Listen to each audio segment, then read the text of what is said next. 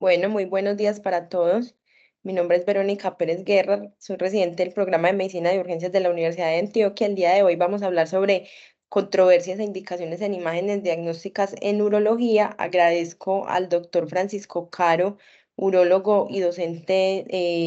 de la Universidad de Antioquia, quien me asesoró durante la estructuración de la charla. El día de hoy no nos puede acompañar porque se encuentra fuera del país. Entonces, para este tema, entonces vamos a desarrollar el siguiente contenido. Inicialmente vamos a dar una introducción y vamos a dividir los escenarios de las imágenes en diferentes contextos. Entonces vamos a hablar sobre imágenes en el escenario de trauma, en patología infecciosa, en patología no infecciosa, específicamente urolitiasis y algunas precisiones en imágenes en patología escrotal, para finalmente llegar a unas conclusiones. Entonces, debemos recordar que la patología urológica es aproximadamente el 7% de los pacientes que consultan al servicio de urgencias y que estas condiciones deben identificarse de forma oportuna porque muchas de ellas son patologías tiempo dependientes, que donde no se logra hacer un diagnóstico y un abordaje temprano, pues puede traer para el paciente graves secuelas y complicaciones. Además, hay que tener en cuenta que nuestros servicios nunca cuentan con servicio de urología a las 24 horas, entonces es papel del médico de urgencias aprender a diagnosticar adecuadamente esas condiciones porque debemos por lo menos iniciar un manejo oportuno, evitando, como ya les mencioné, complicaciones para los pacientes. También hay otro punto que es importante resaltar y es que hay un gran uso creciente de imágenes diagnósticas que específicamente en la patología urológica han venido trayendo un sobreuso de algunas imágenes en condiciones muy frecuentes que puede ser deleterio tanto para los pacientes y que además aumentan de forma importante el gasto en recursos en salud. Entonces, para empezar, vamos a hablar de las imágenes en trauma. En este contexto, entonces debemos recordar que el trauma urológico es quizás la lesión urológica más común. Hasta el 10 al 20% de los pacientes que presentan un traumatismo abdominal van a tener compromiso del riñón y de las vías urinarias, y el riñón sigue siendo el órgano más afectado aproximadamente el 65 y 90% de las veces que ocurre un traumatismo renal y de vías urinarias. El riñón es uno, pues, de los órganos más comprometidos. Cuando abordamos estos pacientes debemos tener algunas consideraciones en la evaluación inicial, sobre todo para definir y tomar decisiones en cuanto a la prescripción de imágenes diagnósticas. Entonces, lo primero es el estado hemodinámico. Sabemos que un paciente con un traumatismo abdominal en un contexto de inestabilidad hemodinámica es quizás un paciente que si no se logra reanimar antes de llevar a imágenes, probablemente vaya a ir directamente a un manejo quirúrgico, y en este caso muchas de las imágenes que se buscan para hacer diagnóstico del traumatismo renal y de vías urinarias se pueden retrasar o se pueden hacer de forma diferida, y eso lo debemos tener en cuenta. También muy importante los mecanismos de lesión, que ya les voy a ampliar un poquito más sobre este punto, es decir, a qué pacientes definitivamente no nos podemos quedar tranquilos solamente con un examen físico o con un abordaje inicial, sino que debemos ir más allá, pensar en algunas condiciones específicas y tomar decisiones en cuanto a qué imagen realizar. La presencia de lesiones asociadas también va a ser muy importante porque nos va a ayudar a sospechar la presencia de ese traumatismo urológico, y en algunos pacientes que tienen algunas condiciones de base que los hacen más susceptibles a que si no se aborda de forma adecuada, pues pueda traer secuelas graves, es decir, pacientes que tenían cirugías urológicas previas, pacientes monorrenos por condiciones congénitas o por alguna situación patológica que lo llevó pues a una nefrectomía o a una pérdida de la función renal. Son pacientes que debemos tener como en el radar y prender las alarmas a la hora de abordarlos. Entonces, dentro de esos criterios que les mencionaba en cuanto al mecanismo y las lesiones asociadas, debemos tener en cuenta que todos esos pacientes que sufren traumatismos en el contexto de una desaceleración rápida como mecanismo del trauma, que sufren precipitaciones o que tienen lesiones significativas asociadas, especialmente fracturas de las últimas costillas o que presentan en el examen físico hematuria macroscópica, equimosis o un dolor importante en el flanco o incluso la presencia de una masa. O ya hablando de hematuria microscópica, la presencia de una hematuria que solamente se identifique en el citoquímico, pero que haya estado asociada a un episodio de hipotensión que resuelva o no con la reanimación, son pacientes que sin duda deberíamos ahondar nuestro esfuerzo para lograr diagnosticar la presencia de un traumatismo renal y de vías urinarias. Entonces, sabemos, ya hablando específicamente del riñón, que cuando nos enfrentamos a esos pacientes en el contexto de un paciente que esté hemodinámicamente inestable, probablemente es un paciente con un traumatismo grave que va a ser intervenido de forma temprana y muchas veces no se hacen las imágenes diagnósticas. Además, en el servicio de urgencia solemos usar la ecografía a la cabecera del paciente como un diagnóstico rápido para identificar la presencia de líquido libre intraabdominal. Muchos de esos pacientes solamente con esa inestabilidad y el FAS positivo van a ser llevados a cirugía, pero debemos tener en cuenta que la ecografía a la cabecera del paciente, como lo mencionan acá las guías de la sociedad, del Colegio Americano de Cirujanos de Trauma, dice que tiene muy baja sensibilidad y especificidad para identificar las lesiones renales. Y esto realmente nos lleva a que la imagen de elección recomendada sea la tomografía computarizada con algunas precisiones que ya les voy a mencionar. Entonces tenemos que estudios como la ecografía de la cabecera del paciente, la ecografía en general e incluso el Doppler suelen ser métodos no invasivos útiles y confiables para abordar algunos traumatismos generales. Sin embargo, en esa evaluación del riñón, por su localización anatómica sobre todo, va a ser una estructura donde se pueden subestimar las lesiones hasta en un 30% y solo va a tener una sensibilidad que va del 22 al 67% con una especificidad que sí es buena, pero que definitivamente su sensibilidad nos hace que no sea la ayuda diagnóstica de elección para descartar el trauma renal. Entonces tenemos que el método de elección es la tomografía computarizada, pero con unos características especiales, y es que en este caso lo que se solicita es una urografía por tomografía, que es diferente al urotac, como vamos a ver más adelante. La urografía por tomografía es un TAC de abdomen y pelvis contrastado que tiene unas fases adicionales, es decir, una fase excretora que va a ser indispensable para la identificación de los traumatismos, de los sistemas colectores y de la vía urinaria como tal. Entonces vamos a tener una fase simple, que es la fase que se obtiene antes de la administración del medio del contraste intravenoso y que nos va a ayudar a identificar rápidamente el parénquima renal y que va a ser importante sobre todo en traumatismos, por ejemplo, por heridas por arma de fuego, en la cual nos va a permitir identificar el proyectil y que éste no se vaya a confundir con unas lesiones diferentes ya cuando hacemos el medio de contraste. La primera fase luego del contraste se toma más o menos a los 25 a 50 segundos y es la fase corticomedular o la fase arterial, que es la fase fundamental para identificar las lesiones de los vasos renales e identificar si el paciente tiene o no un sangrado activo. Ya hay una fase de nefrograma que se obtiene más o menos a los 120 segundos luego de la administración del contraste, en la cual ese contraste está todo reunido en el parénquima renal y es la fase que nos va a ayudar a identificar o no la presencia de compromiso del parénquima renal. Digamos que hasta aquí es lo que suele realizarse en la mayoría de los pacientes, pero muchas veces por desconocimiento, por protocolos o porque vemos que se requieren hasta 12 minutos para la realización de esta fase, se nos pasa la realización de una fase de excreción o fase renal, que como les menciono acá es una fase que se debe tomar después de los 5 minutos y que es una fase en la cual el medio de contraste va a estar en las vías urinarias. En esta fase lo que se permite identificar es la extravasación del medio de contraste que sería sinónimo de una extravasación de orina cuando hay compromiso de esos sistemas colectores y de las vías urinarias. Esto es muy importante porque cuando vemos acá la clasificación del trauma de la Sociedad Americana de Cirujanos de Trauma, vemos que el hecho de que haya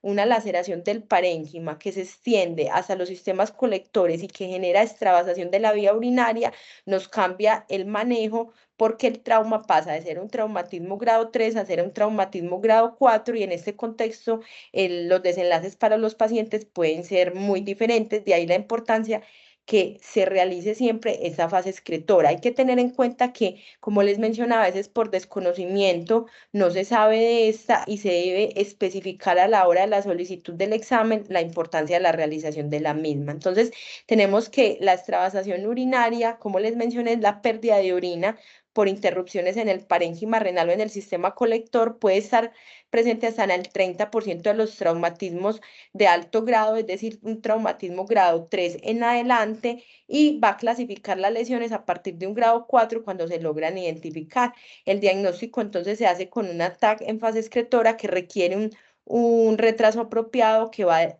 más allá de los 5 minutos, idealmente tomarse entre 8 a 10 minutos. Y ya les voy a mostrar cómo podemos optimizar la realización de esta fase. Entonces tenemos que no se realiza de rutina y que el hecho de que no haya un cumplimiento adecuado de esta fase excretora lleva a un subdiagnóstico de esas lesiones de la vía urinaria. Hay que tener en cuenta que los pacientes con inestabilidad hemodinámica muchas veces no se alcanza a esperar ese tiempo de retraso y los pacientes, si se logran reanimar, se llevan a un TAC de abdomen y pelvis contrastado sin esa fase final o se llevan a cirugía y se puede pasar por alto este tipo de lesiones. Entonces, mientras que el paciente esté estable o un paciente que se reanimó y se logró estabilizar, lo ideal es llevar al paciente a esta TAC con fases excretoras.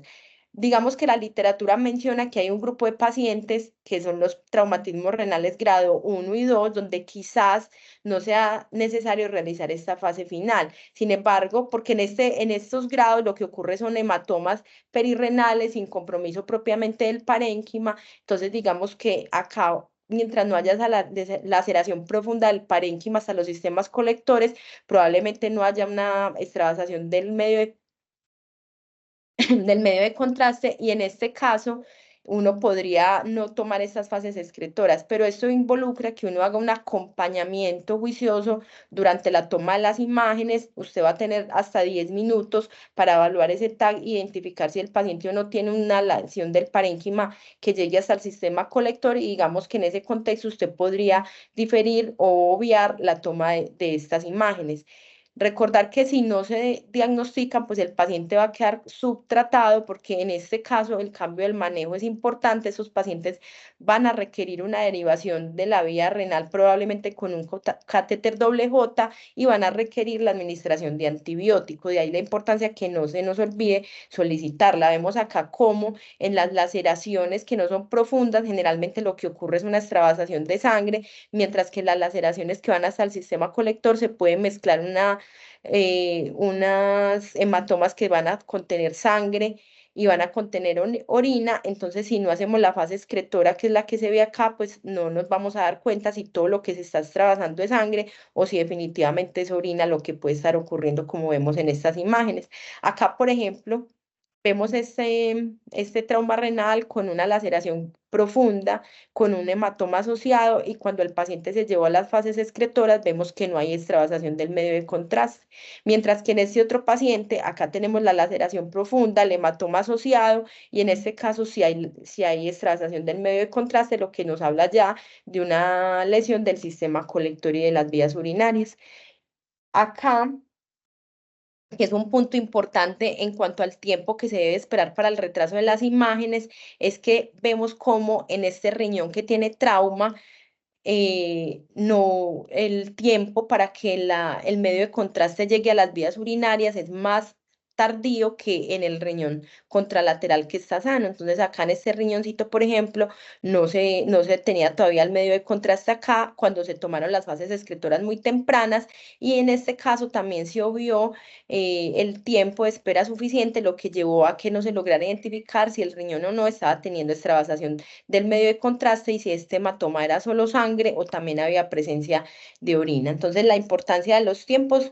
y de tomar las imágenes en todos los pacientes que tienen traumatismo renal con compromiso profundo del parénquima para que no se nos olvide la identificación de estas lesiones. Las lesiones del uréter van a tener como un comportamiento muy similar en cuanto a la necesidad de imágenes. Esto los vamos a sospechar en pacientes que tienen un traumatismo cerrado de alta energía, que tienen lesiones por desaceleración en los cuales hay afectación multisistémica, traumatismos abdominales penetrantes que vayan asociados pues como a una localización anatómica del ureter y muy importante en pacientes con posoperatorios abdominales y ginecológicos recientes que tengan alguna complicación abdominal, que tengan dolor abdominal tardío. Se debe sospechar la lesión del ureter y nuevamente el método de elección diagnóstica va a ser la tomografía computarizada con esa fase retardada de toma de imágenes. Lo mismo vuelve y aplica para estos casos pensar pues en la estabilización en la condición hemodinámica del paciente antes de llevarlo pues a una fase tardía de 8 a 10 minutos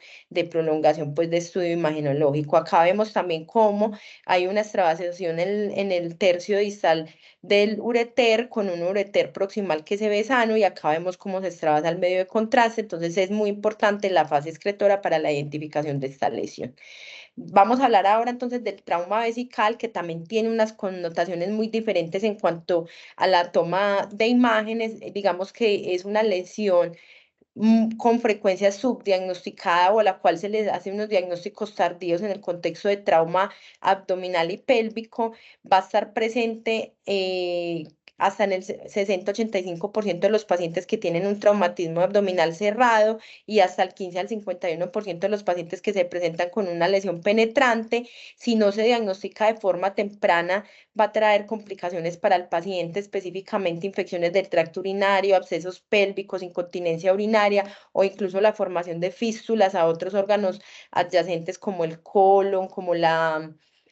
el útero en el caso de las mujeres, y hay que tener unas consideraciones anatómicas para entender la importancia de las imágenes y cómo se realizan las mismas. Entonces, se considera que la vejiga es un órgano extraperitoneal, sin embargo, su cúpula es una zona que va a estar adherida o va a estar cubierta mejor por peritoneo, por eso esta área específicamente se considera intraperitoneal, es una zona de mayor riesgo porque va a estar adherida al peritoneo y en casos de una vejiga muy llena o cuando hay traumas abdominales, entonces tiene mayor riesgo de presentar una ruptura intraperitoneal. Y va a haber otro segmento que es sujeto a la sínfisis del pubis, específicamente en la zona del cuello, que quizás es la zona que dentro de esas fracturas de la pelvis tiene mayor riesgo de tener una ruptura extraperitoneal. El resto de la vejiga no está adherida, suele estar protegida por la pelvis mientras no esté pues con un llenado abundante de líquido y digamos que son zonas que no tienen tanto riesgo de presentar trauma como esas dos zonas que van a estar fijas. Digamos que los mayores riesgos para que el paciente presente un trauma de la vejiga es tener una vejiga llena al momento del traumatismo, en el contexto también que haya un trauma del anillo pélvico, porque el 75% de las veces va a estar asociada a las fracturas de pelvis. Clínicamente la vamos a sospechar en aquellos pacientes que presenten hematuria, dolor intenso, alteraciones miccionales, disminución del gasto urinario y aquí un punto importante son pacientes por ejemplo, que no se les hizo estudios tempranos, que tuvieron un traumatismo abdominal y que probablemente egresaron y que consultan de forma tardía con dolor abdominal, con signos de irritación abdominal y que presentan falla renal dada por una elevación de la creatinina en pacientes que no se presentan en el contexto de una urgencia dialítica, es decir, creatininas muy elevadas, sin acidosis, sin hipercalemia porque lo que ocurre en estos casos es que se forman urinomas, se forma esa cavidad que queda llena de orina, genera una reabsorción de la creatinina al torrente sanguíneo, entonces se va a manifestar como una elevación de los azoados en sangre sin presentar propiamente una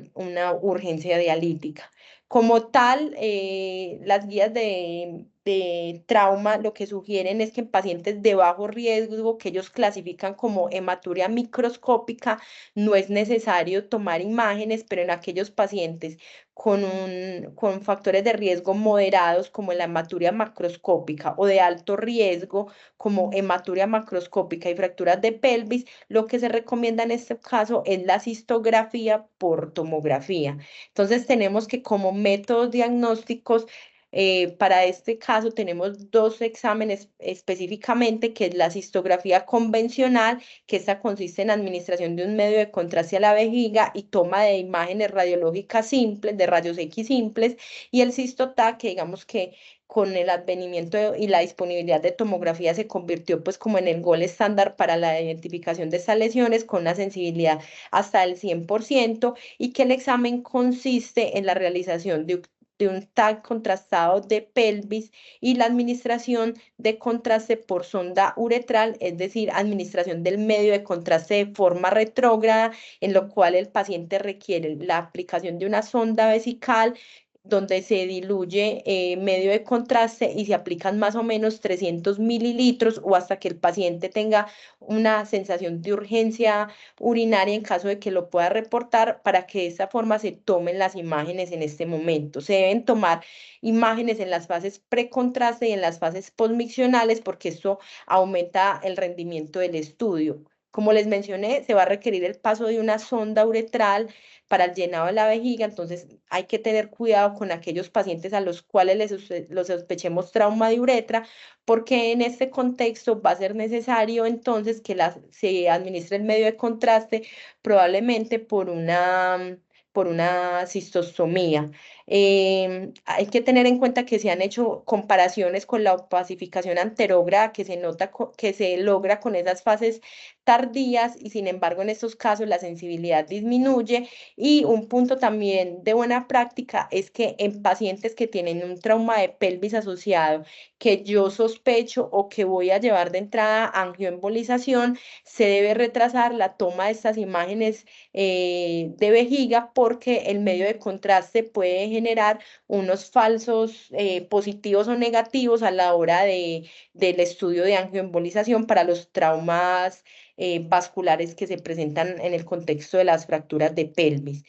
Hay que tener en cuenta que hay unos factores de riesgo para fallar en el diagnóstico de estas lesiones, es específicamente la falta de represión vesical adecuada, de ahí que lo que se recomienda es mínimo 300 mililitros de medio de contraste en la vejiga, la presencia de vertículos vesicales que pueden simular fugas de contraste, y en raros casos donde la punta de la sonda quede ocluyendo el sitio del trauma o el sitio de ruptura vesical, porque puede enmascarar y hacer que no haya fuga del contraste y que se pierda el diagnóstico pues del trauma vesical. ¿Qué hallazgos vamos a tener a la hora de realizar este cistotac? Entonces vamos a poder identificar roturas intraperitoneales, extraperitoneales, que son lo más comunes en el 80%, y en una minoría de los casos eh,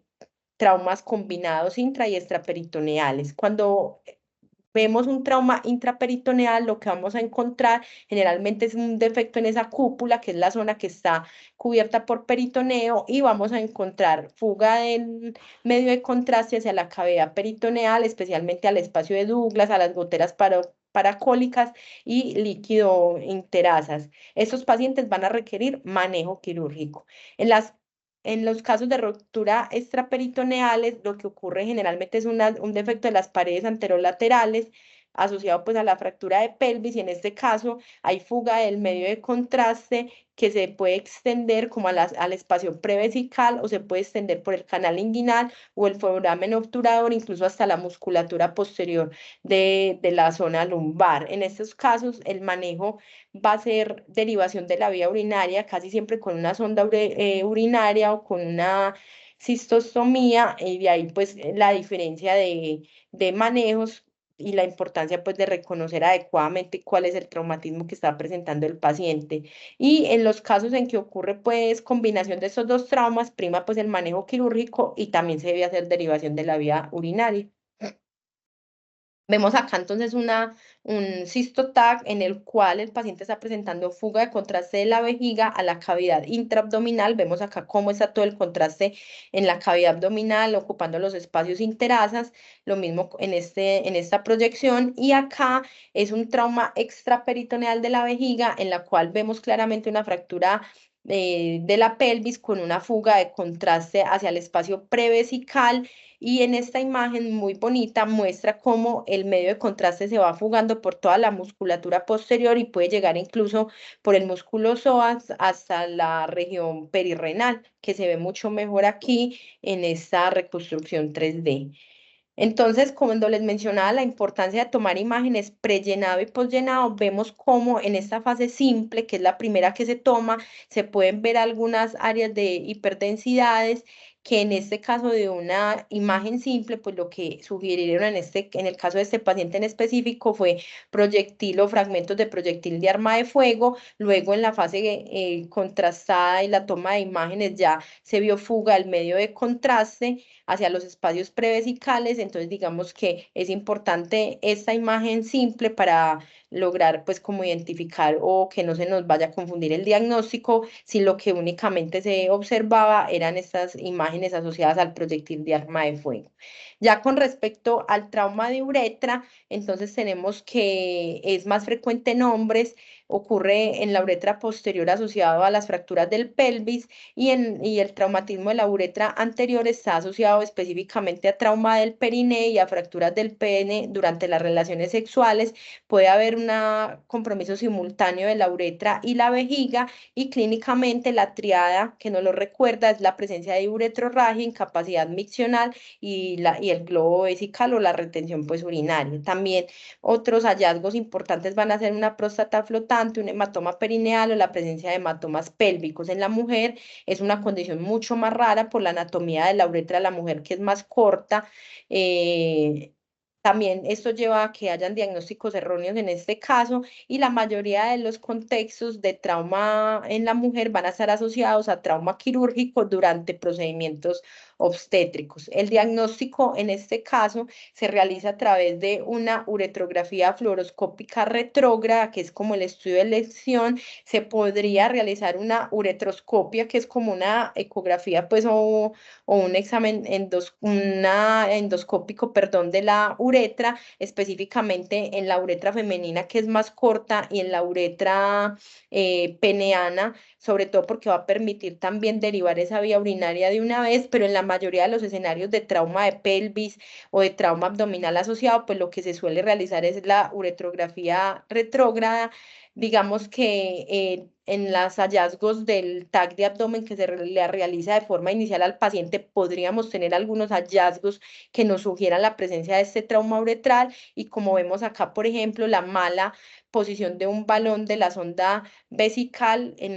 acá en este caso que está posterior a la próstata, en un contexto de un trauma de pelvis y una fractura de pelvis, nos habla probablemente de un trauma de uretra. Y como vemos acá, la presencia de un oscurecimiento como de la musculatura de la pelvis, específicamente pues como en los músculos diafragmáticos de la pelvis o incluso del músculo bulbo cavernoso, también son hallazgos que nos sugieren la presencia de un traumatismo de uretra. En este caso, entonces, la uretrografía fluoroscópica lo que requiere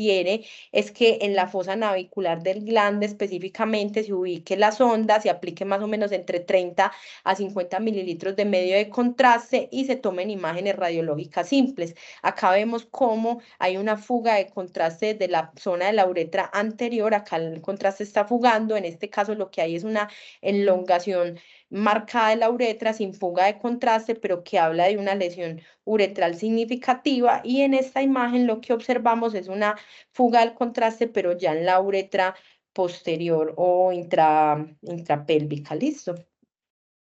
Bueno, eso con respecto pues a la patología en trauma. Ya vamos a hablar de uno de los temas pues que era también como objetivo de esta charla, y son las imágenes en patología infecciosa. tenemos que cuando miramos las guías de manejo de pielonefritis de entrada, se nos sugiere que no hay necesidad de realizar imágenes en los pacientes que presentan una pielonefritis aguda y que la toma de imágenes se debe hacer en pacientes que están sépticos, que se les sospecha obstrucción urinaria, en pacientes que no están respondiendo al manejo antibiótico, en los cuales la imagen de elección, como lo mencionan acá, es la tomografía contrastada. Hay que tener en cuenta, como vemos acá, que la recomendación de esto es una recomendación basada en consenso de expertos más que una fuerte evidencia de la, pues una fuerza grande pues de la evidencia científica y en esta guía, que es la última guía colombiana de infección urinaria complicada del año pasado, ellos simplemente colocan este apartado con respecto a la realización de imágenes y dicen que se debe considerar la toma de imágenes, ecografía, uroTAC o urografía por TAC para identificar trastornos urológicos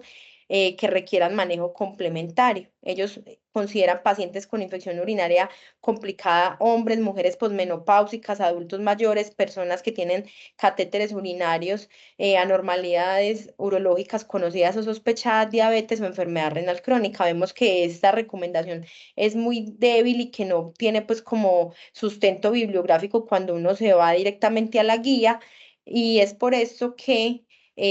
basados pues como en las recomendaciones de la guía y como les voy a mostrar de ahora en adelante, lo que tenemos claro es que no se recomiendan imágenes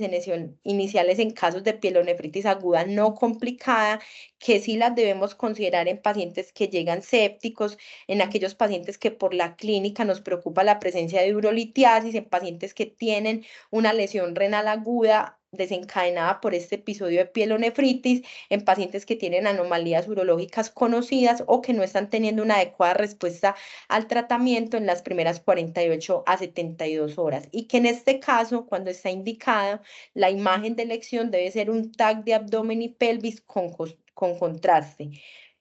Cuando esté contraindicada la realización de esta tomografía, lo que se podría realizar es una ecografía o una resonancia magnética. Esto está avalado, digamos, por estas guías que son del Colegio Americano de Radiología en sus criterios de uso apropiado, en los cuales sugieren que en un primer episodio de pielonefritis no complicada no es necesario realizar ninguna imagen, mientras que en el paciente complicado, que para ellos es aquellos pacientes con una pielonefritis recurrente, diabéticos, compromiso inmunológico, edad avanzada, presencia de reflujo vesical o una pobre respuesta al tratamiento inicial, la imagen de elección es un TAC de abdomen y pelvis contrastado. En aquellos pacientes a quienes le sospechamos que tienen una urolitiasis, digamos que también podría ser importante la fase simple, porque como vamos a ver más adelante, esta mejora la sensibilidad en la identificación de los cálculos renales, entonces podría ser otra opción para el diagnóstico pues, de complicaciones en este contexto. Y digamos que un grupo de pacientes importante con los que nos enfrentamos en frecuencia son los pacientes trasplantados renales. En estos casos, ellos llaman la atención de que de entrada no está contraindicado contrastar al paciente, excepto pues que tenga una preocupación por una lesión renal que pueda empeorar con la administración del medio de contraste, pero que siempre va a ser importante la realización de un Doppler de ese injerto renal para identificar la presencia de complicaciones en este caso. Pero si lo que yo sospecho es una complicación como tal, un absceso o todas esas patologías que nos explicó Valentina en la charla de la semana previa, lo que yo debería optar es hacer la imagen contrastada de abdomen y pelvis. Digamos que como evidencia para estas recomendaciones, este estudio es un estudio que evaluó el uso de hemocultivos e imágenes radiológicas en pacientes con pielonefritis adquirida en la comunidad. Ellos incluyeron 872 pacientes con pielonefritis aguda, de los cuales a casi la mitad se les hizo tomografía, otro porcentaje se les hizo ecografía o incluso se les hizo ambas imágenes en un periodo hasta 7 días posterior al ingreso. Las indicaciones para la toma de imágenes fueron múltiples, casi todas estas mismas que ya les mencionaba: poca respuesta, sépticos, sospecha de urolitiasis, dolor intenso que preocupaba al médico que la solicitaba y finalmente luego de esto ellos hicieron una comparación de 81 pacientes pacientes a los cuales se les encontró anomalías estructurales versus 602 pacientes a los cuales no se les encontraron estas lesiones y llegaron a la conclusión, luego de un análisis multivariado, que los pacientes con una puntuación de PIT, que es esta escalita, que si somos juiciosos lo que nos muestra es un compromiso multisistémico del paciente: fiebre, hipotensión, ventilación mecánica, choque cardiogénico, alteración del estado mental. Aquellos pacientes con una puntuación mayor de 1, dolor en flanco que hiciera o que fuera sugestivo de pielonefritis y la presencia de lesión renal aguda, eran los pacientes que tenían significativamente más probabilidades de tener una anormalidad estructural luego de la realización de imágenes. Entonces acá vemos que estos tres son los que tenían mayor probabilidad de encontrar anomalías estructurales y que a los que se les hizo la imagen hubo unos cambios importantes en la duración de la hospitalización, en el tiempo hasta la mejoría clínica, pero no hubo diferencias estadísticamente significativas en la mortalidad hospitalaria o en la falla al tratamiento finalmente. Entonces vemos que definitivamente en estos casos pues hay que ser muy juiciosos a la hora de la elección de pacientes que se van a llevar a imágenes, y casi que todas las guías recomiendan que solamente se hagan luego de 48 a 72 horas o de entrada solamente si el paciente está séptico, para evitar el sobreuso de imágenes en este escenario. ¿Qué vamos a encontrar en los pacientes a los que los llevamos a tomografía? Lo que uno encuentra es una hipodensidad pues como el parénquima renal, una estriación de la grasa alrededor del riñón con un engrosamiento de la cápsula renal, un aumento del tamaño renal o una estriación pues en las fases tardías de contraste, que lo que nos llevan es al diagnóstico de pielonefritis. Ya para encontrar las complicaciones asociadas a la pielonefritis, entonces vemos que ya son áreas de hipoatenuación que nos hablan de pequeños abscesos renales, en este caso un área de mayor tamaño que fue un absceso renal que requirió drenaje con un catéter multipropósito, y acá vemos cómo se observa en un corte simple menos probabilidades de identificar la presencia de un compromiso en el parénquima, como se ve acá en esta fase de nefrograma. Entonces, si se va a realizar la imagen y es susceptible, idealmente que sea contrastada. Acá también vemos ya un mayor compromiso, una distorsión de la arquitectura renal, que lo que nos mostró fue un absceso renal que estaba pues comprometiendo la musculatura del psoas y que estaba pues hacia esa zona, y que también fue un paciente que requirió manejo con drenaje pues del absceso. Ya otro de los tópicos que íbamos a hablar el día de hoy es la realización de imágenes en patología no infecciosa, específicamente urolitiasis, que digamos que es uno de los escenarios más frecuentes y donde quizás tenemos como más dudas acerca de la realización de imágenes. En este caso, recordar que la urolitiasis es una patología frecuente que está presente hasta en el 19% de los hombres y hasta en el 9% de las mujeres antes de los 70 años. Es una condición recurrente que la clínica, entonces, para sospechar las pacientes que presentan un cólico renal que puede estar o no asociado a hematuria y a síntomas urinarios irritativos, es una condición que puede llevar a complicaciones asociadas, específicamente obstrucción urinaria y falla renal postrenal, o que también puede llevar a complicaciones infecciosas. De ahí la importancia pues como de la identificación y el tratamiento oportunos. Y digamos que el papel específico de las imágenes en este caso entonces va a ser el diagnóstico o el reconocimiento de diagnósticos alternativos, la identificación de las complicaciones, y lo más importante es definir la idoneidad de las terapias que le vamos a hacer, ya que dependiendo del tamaño y la ubicación de esos cálculos es que se va a tomar la decisión de si el paciente va a ser llevado a un manejo médico o a un manejo quirúrgico. Sin embargo, debemos tener en cuenta que es una de las condiciones donde de forma más importante se ha venido haciendo un gran crecimiento de toma de imágenes tomográficas sin que realmente eso tenga un impacto en los desenlaces del paciente. Esto es un estudio viejito, pero es muy llamativo porque mostraba cómo para el año 2000 solamente al 19,6% de los pacientes con sospecha de urolitiasis se les realizaba una tomografía, mientras que para el 2008 ya hasta el 45% de los pacientes con una clínica sugestiva iban llevados a imágenes tomográficas y de los pacientes a los cuales se les tomó imágenes, el porcentaje de diagnóstico que se le hizo a través de las imágenes fue del 21% en este caso y del 22% en este caso, es decir, a pesar del crecimiento en el uso de las imágenes, el porcentaje de pacientes con un diagnóstico de urolitiasis que requiriera manejo era exactamente el mismo. Nuevamente, estas guías del Colegio Americano de Radiología lo que sugieren es que en paciente con un dolor agudo con sospecha de urolitiasis, la imagen de elección va a ser el TAC de abdomen sin medio de contraste, específicamente el UroTAC. Acá les menciono esa palabra urotac porque es diferente a lo que hablábamos ahorita de urografía por tomografía, que como les mencioné tenía esas 4 fases, mientras que el urotac es un estudio simple con un paciente que tiene unas particularidades en el cual, además de tomar las imágenes simples de un TAC abdominal, lo que se hace es que se hace con la vejiga llena y si el paciente lo permite, con posición en prono para identificar cálculos que puedan estar flotando en vejiga y que no se vayan a confundir con cálculos en la unión ureterovesical. Entonces, esas son como las salvedades de la imagen diagnóstica en este contexto, con una sensibilidad que logra ser hasta el 97%. Comparado con otros estudios, la radiografía solo tiene una sensibilidad del 72%, para cálculos mayores de 5 milímetros y para cálculos menores solamente llega al 29%. La ecografía también tiene una sensibilidad pobre que va del 24 al 57%. Sin embargo, la ecografía tiene una sensibilidad y una especificidad muy buena para identificar fenómenos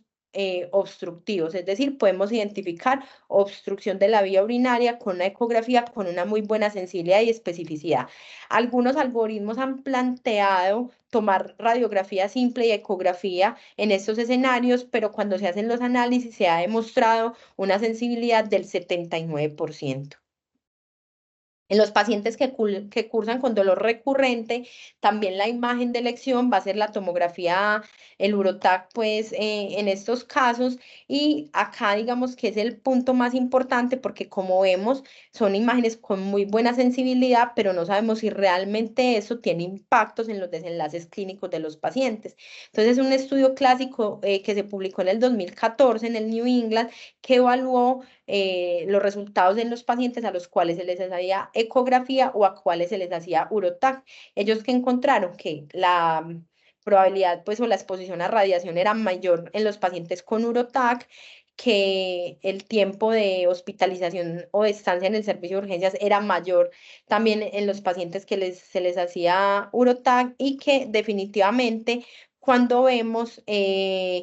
los desenlaces clínicos significativos para el paciente, que eran la necesidad de reingreso hospitalario, admisión a hospitalización o el autorreporte del dolor, no tuvieron diferencias estadísticamente significativas. Lo que esto llevó es a identificar que no habían diferencias significativas en los diagnósticos de alto riesgo, es decir, pacientes con complicaciones o eventos adversos graves o puntuación del dolor o visitas recurrentes al departamento de emergencias cuando se comparaba el diagnóstico con ecografía o con tomografía. Este es otro estudio prospectivo que lo que mostró es que a pacientes que tenían una ecografía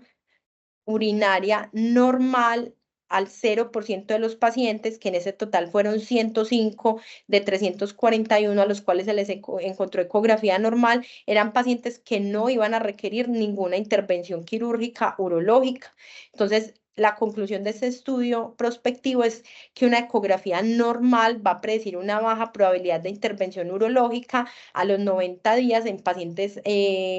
adultos que llegan al servicio de urgencias con la sospecha de una urolitiasis. Este es otro estudio más reciente, pero es un consenso de expertos en el cual se reunieron urólogos, radiólogos y urgentólogos y hicieron análisis de casos clínicos, llegando a las conclusiones de que en pacientes jóvenes, es decir, alrededor de los 35 años, incluso que no tengan antecedentes de urolitiasis, se podría evitar la toma de la tomografía siempre que al paciente se le controle el dolor. Eso tuvo un consenso perfecto entre los expertos que hicieron pues el análisis y que en aquellos pacientes que tienen síntomas no típicos, que usted aún tiene alguna duda, la ecografía podría ser una buena herramienta. En pacientes de edad media, más o menos hasta los 55 años, si no hay antecedentes de urolitiasis previa, si es indicativo realizar el urotac, y si hay antecedentes y una presentación típica, es probable que esos pacientes ni siquiera requieran imágenes y o se podría realizar una ecografía a la cabecera del paciente para, sobre todo para buscar signos sugestivos de obstrucción de la vía urinaria. Y en los pacientes mayores de 75 años, independientemente de la clínica y los antecedentes, son pacientes que sí o sí deben ir a la toma de urotac. Ya finalmente esta revisión más grande, pues que incluyó varios estudios, hay que tener en cuenta que fueron 68 estudios, la mayoría observacionales, lo que demostró, como lo menciona el Colegio Americano de Radiología, y la evidencia en cuanto a la capacidad diagnóstica, el Urotac sin duda es la imagen de elección por su alta sensibilidad y especificidad, pero incluso en los desenlaces de los pacientes, a los pacientes a los cuales se les hacía ecografía en el servicio de urgencias y no se encontraban hallazgos de patología obstructiva, en estos pacientes no habían diferencias en cuanto a la admisión hospitalaria, en reconsultas al servicio de urgencias o en la necesidad de intervenciones quirúrgicas. Entonces, finalmente, esta revisión concluye que hay una gran cantidad de evidencia en cuanto a que el Urotac es la imagen de elección por su sensibilidad y especificidad, pero quedan dudas si definitivamente esto va a tener impactos en los desenlaces clínicos del paciente. ¿Qué vamos a encontrar si hacemos ecografía? Entonces, lo primero son cambios sugestivos de dilatación de las unidades colectoras. También podemos ver una vejiga con detritos urinarios, que también es sugestiva de la presencia de litiasis, o incluso acá en un Doppler se puede ver en un cálculo en la unión o una imagen que sugiere obstrucción en la unión ureterovesical. Acá sin duda vemos un riñón que está con una gran dilatación. También se pudo identificar un ureter dilatado, que se supo que no era un vaso sanguíneo porque se le puso el Doppler. También en el riñón se podrían identificar imágenes sugestivas de lito con una sombra acústica, que aunque no hablan pues de que la causa del dolor sea un cólico renal, el hecho de que usted ya tenga una litiasis en el riñón, pues también aumenta la probabilidad de que tenga un lito en el trayecto de las vías urinarias y que esta sea la causa del dolor. Y en el Urotac encontramos, sí, de forma más adecuada la presencia de cálculos en la vía urinaria, que nos pueden mostrar también la presencia de dilatación o de hidronefrosis. Y ya para terminar, las imágenes en patología escrotal, entonces tenemos que en este caso, aunque la imagen es una herramienta adecuada que nos permite tomar decisiones, lo más importante en estos casos va a ser la clínica y los factores de riesgo. Y la imagen no va a reemplazar a la clínica. Cuando vamos a hacer una imagen, la imagen de elección debe ser un Doppler testicular de la circulación pues, del testículo, porque nos va a permitir en la mayoría de los casos llegar al diagnóstico más importante, que es la torsión testicular, o identificar diagnósticos diferenciales como patologías inflamatorias o infecciosas como la orquiepididimitis. Sin embargo, ante un paciente joven con un dolor agudo, con una semiología clínica de un dolor o de un escroto agudo, es un paciente que debe ir incluso a manejo quirúrgico sin la necesidad de imágenes diagnósticas. Sin embargo, pues sabemos que no siempre está disponible el urólogo, y que si estamos ante una necesidad de tomar decisiones de remitir a un paciente, o que el cirujano general sea el que aborde a estos pacientes, pues la disponibilidad del Doppler nos podría ayudar a entrar con más certeza a hacer el diagnóstico pues de la torsión testicular. Lo que vamos a encontrar es que en pacientes que ya tienen una heterogeneidad grande del parénquima, que han perdido el flujo sanguíneo arterial, es probable que ya esos pacientes a la exploración quirúrgica tengan una pérdida completa pues de ese testículo. Además, hay que tener en cuenta que en las primeras 4 a 6 horas pueden haber falsos negativos, porque todavía el testículo no ha hecho los cambios asociados pues a la isquemia, y pueden tener incluso algunos, como les voy a mostrar más adelante, flujo distal. La clave en este caso, y que es una de las cosas que nos permite que esta herramienta sea mejor, es que se puede hacer un estudio comparativo con el testículo contralateral. Acá vemos un testículo con aumento de su tamaño, con pérdida de la ecotextura, pues de como tal del órgano, en el cual no hay flujo, y que esto sin duda pues nos lleva al diagnóstico de una torsión testicular. Sin embargo, en pacientes con una torsión de bajo grado, en la cual hay mayor compromiso de la circulación venosa y menor de la arterial, aún se podría encontrar la presencia de flujo que va a ser menor que en el contralateral, y en un Doppler espectral podremos ver cómo las ondas son menores que en el testículo normal. Entonces, digamos que la presencia de flujo no nos descarta completamente la presencia de torsión. En estos casos se podría observar aún algo de flujo. La sensibilidad de este estudio es del 86 al 94%, con la especificidad cercana al 100%, y en el POCUS, digamos que tiene una buena sensibilidad y especificidad, sobre todo para la identificación de causas quirúrgicas. Como les mencioné, va a haber unos falsos negativos que específicamente son estos casos de torsión de bajo grado, en los cuales si no somos juiciosos en el análisis, pues como de la imagen, se nos podría pasar por alto, e incluso en pacientes que presentan un síndrome de torsión, en las fases iniciales podría incluso haber una hiperemia compensatoria que nos lleve a diagnósticos erróneos en el caso de este paciente. Entonces, recordar así como mensaje grande que en el caso de la torsión testicular o de ese escroto agudo, aunque la imagen es importante y nos ayuda al diagnóstico, la clínica va a ser lo más importante, y la toma de decisiones quirúrgicas por parte del especialista. Entonces, ya como conclusiones, tenemos que el uso de imágenes prima este principio de Alara, que consiste en que se deben hacer las menores imágenes que sean posibles, sobre todo por gasto en recursos de salud y por evitar complicaciones en los pacientes, que en estos casos específicamente hay riesgo de complicaciones por subdiagnósticos, especialmente en el paciente con trauma, que siempre debemos pensar qué es lo que estamos buscando antes de hacer la solicitud de la imagen. Esto nos puede ayudar a evitar el sobreuso en patologías comunes como la infección, específicamente la pielonefritis y la urolitiasis, que la clínica va a ser la base para la toma de decisiones, y que digamos que el POCUS es una alternativa para enfoque inicial adecuada en muchos de los contextos. Eso era todo lo que tenía para el día de hoy. Estoy atenta a sus preguntas y comentarios. Muchas gracias. Buenos días, Hola, ¿me profe. escucha? Sí, señor. Bueno, muchas gracias por la presentación. Yo tengo solamente una duda. Pues antes de ella, pues felicitarlos. Pues yo creo que es una excelente revisión y yo creo que me resume en un corto tiempo eh, la indicación de las imágenes diagnósticas pues, en el contexto de trastornos urológicos. Específicamente en la lesión traumática de uretra y de vejiga, pues usted mencionó que la indicación es hacer cistota o cistografía por tomografía. Eh, Hay, digamos que, controversia en cuanto al manejo inicial, porque en este caso, pues para la administración del contraste, es importante el paso de la sonda vesical. Y pues ante la sospecha de un trauma en esta zona, eh, muchas veces se deja el paso de la sonda vesical o se posterga este por la sospecha de la lesión. Entonces, me gustaría saber de lo que revisó, cuál sería la recomendación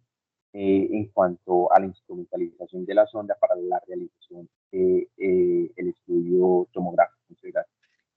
Sí, profe. Con respecto al trauma de vejiga específicamente, pues la que les recomendé y el estudio que les mostré de elección es el Cistotac, que requiere, como usted lo menciona, el paso de una sonda vesical con medio de contraste que llene la vejiga. Sin embargo, lo que se recomienda es que si usted tiene preocupación en este caso de que haya un trauma de uretra asociado,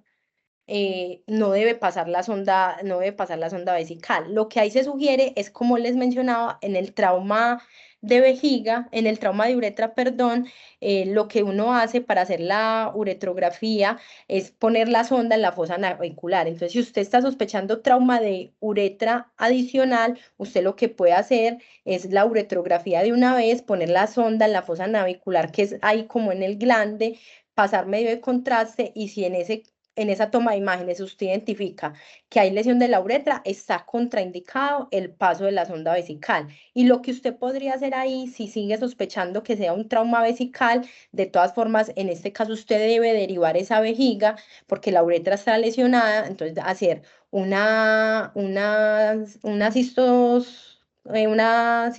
cistostomía, y en ese caso pasar el medio de contraste por la cistostomía. Bueno, el profe Juan Arango y el profe Fabián tienen la mano levantada. Para el doctor Arango, tiene la mano levantada, el doctor Fabián tiene la mano levantada.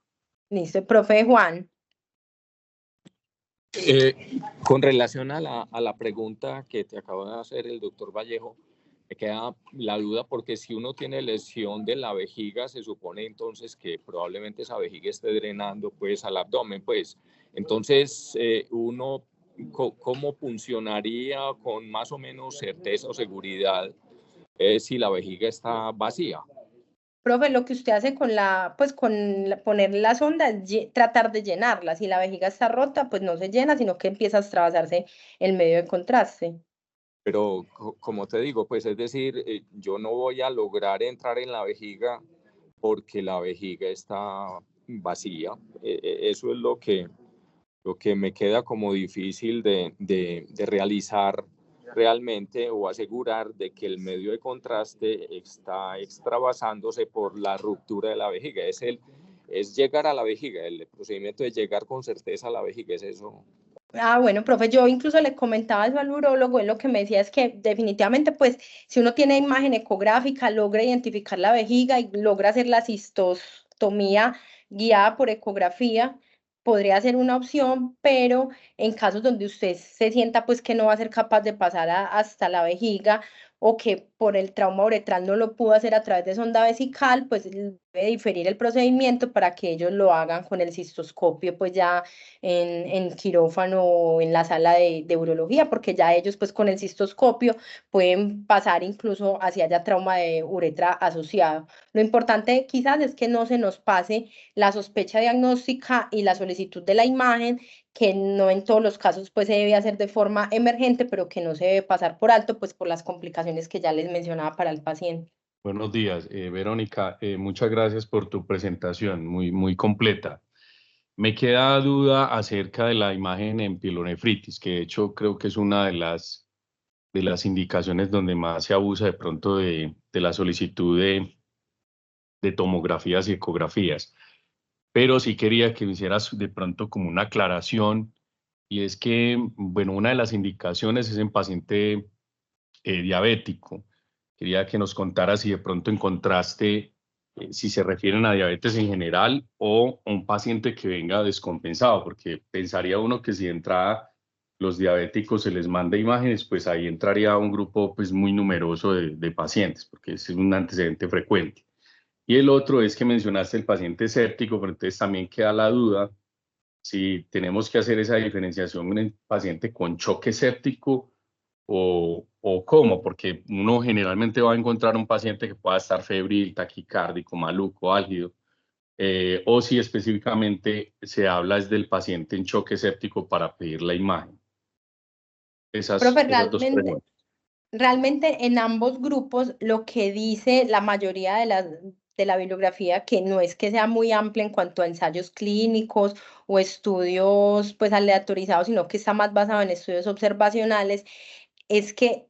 todas las imágenes, tanto en ese contexto del paciente séptico, del paciente diabético, son imágenes diferidas, es decir, son los pacientes que usted de entrada sabe, tengo una pielonefritis en un paciente de alto riesgo, y si en 48, 72 horas ese paciente no está mejorando, es el paciente al cual yo le debería hacer imágenes. Ellos dicen que en etapas iniciales es sobre todo cuando yo clínicamente tengo la sospecha de una complicación o de una patología diferente que fue la que nos explicó Valentina hace 8 días. Es decir, o sea, yo estoy sospechando que ese paciente tiene una pielonefritis complicada, pues o un absceso renal, o ese paciente tiene una pielonefritis enfisematosa, o que ese paciente yo le estoy sospechando que tiene alguna causa obstructiva. Son pacientes a los que yo les debería hacer la imagen como de forma temprana, pero si no, la recomendación en general es que la imagen solamente se tome 48 a 72 horas después del tratamiento en los pacientes que no han mejorado luego de la administración de ese tratamiento, pero específicamente así como el día que llegó y tomar la imagen a todos los pacientes diabéticos no está recomendado, pues en lo que uno alcanza a desglosar de esos estudios observacionales, porque ellos ponen muy generalizado como los pacientes y no específicamente. Vero, muchas gracias, estuvo muy chévere la revisión. Yo quería como mm, recordar una cosa y es, eh, primero que nosotros muchas veces nos enfrentamos a pacientes que consultan repetidamente por urolitiasis al servicio de urgencias y generalmente les damos manejo sintomático y alta, y el porcentaje de pacientes que presentan enfermedad renal crónica de etiología obstructiva no es despreciable, es una de las causas importantes de enfermedad renal crónica. Entonces, pues no está de más, por lo menos recomendarle al paciente en el momento en el que pueda recuperar el cálculo que lo recupere, que nosotros podemos pedir estudios físico-químicos de esos calcios, recordando que más del 50% de los cálculos renales son cálcicos, sean de oxalato, de fosfato de calcio, y que para esos pacientes hay opciones de tratamiento que disminuyen la formación de cálculos. Eso teniendo en cuenta de que podemos impactar a un posible futuro enfermo renal con medidas tan fáciles como darles fosfato de potasio, o otros medicamentos, pues, y otras medidas de cuidado, y muchas veces pues por el afán de sacarlos y los múltiples reingresos a urgencias nunca tienen los estudios que llegan a necesitar, y pues uno puede salvar de una diálisis simplemente haciendo esos estudios. Me parece pues importante tenerlo en cuenta. Eso que dice Andrés es muy importante y es quizás una de las discusiones que tuve más con el urólogo, porque a pesar de esto que yo les mostré, de que decía, bueno, si el Urotag es la mejor imagen para diagnosticarlos por su sensibilidad y especificidad, pero no, eso no tiene siempre impactos en los desenlaces clínicos del paciente, y lo que se logra evidenciar es que tardíamente muchos pacientes iban a tener complicaciones. Entonces él me decía, si eso no está sedimentado, y cuando uno mira, pues la mayoría de los estudios son, por ejemplo, ese consenso que les mencioné, que no tiene pues como un gran peso de evidencia científica al hecho que sea un consenso de expertos. Lo que él me dice es que, bueno, listo, en urgencias no hay que hacer la imagen porque eso colapsa los servicios, porque muchas veces eso no va a cambiar los resultados del paciente, y mientras el paciente yo le descarte que no tenga aumento de azoados, que logre controlar el dolor, que no tenga una infección urinaria asociada, la imagen la podría ser diferida. Lo que sí es importante es no abusar de la imagen en aquellos pacientes que yo ya les conozco que tiene litiasis, que probablemente yo sepa que tiene la expulsión de un cálculo, que el paciente logró evidenciar que expulsó su cálculo. En esos casos, pues evitar como abusar de la imagen diagnóstica, y en urgencias son muy poquitos los pacientes a los cuales de entrada se les debería hacer la imagen, y en muchos de estos casos se podría hacer de forma diferida, sobre todo pues como por la probabilidad de que el urólogo en algún momento pueda tomar decisiones acerca del manejo final del paciente.